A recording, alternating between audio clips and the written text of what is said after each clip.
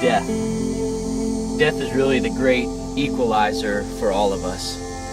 There's no more greater reminder of our immortality than when we stand in a place like this here in a cemetery, surrounded by graves, tombstones, head markers, remind us of the reality that awaits all of us. And it's a reality that we don't like to talk about, much less even think about in our lives. But as Christians, the reality is we look at death differently. And we look at death differently because of the single greatest event that took place in history, and that is the resurrection of Jesus Christ. You stand here in a cemetery and you don't see evidences of life. No real resurrection taking place. And if it did, it would shock us all.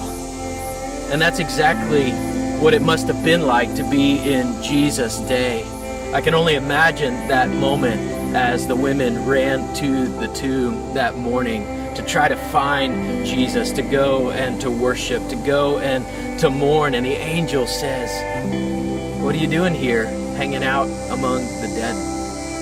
Because the God whom you love and serve, his son Jesus Christ, is not dead.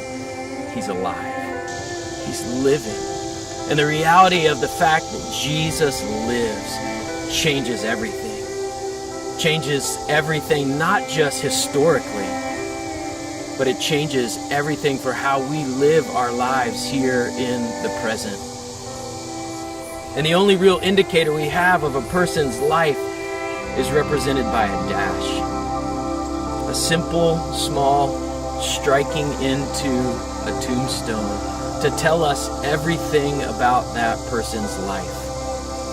Your life, my life, represented by a simple dash one day. But for a Christian, we must stop and think, how will we use our dash?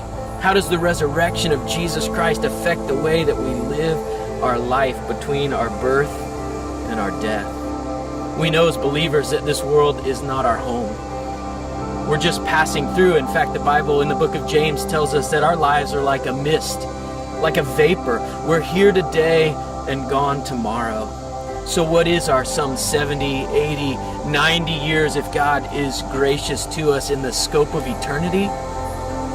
Just a brief amount of time. So it causes us to think, how will we use our life? How will we spend our days? How does the fact that Jesus is alive affect your life today and the life you live this week?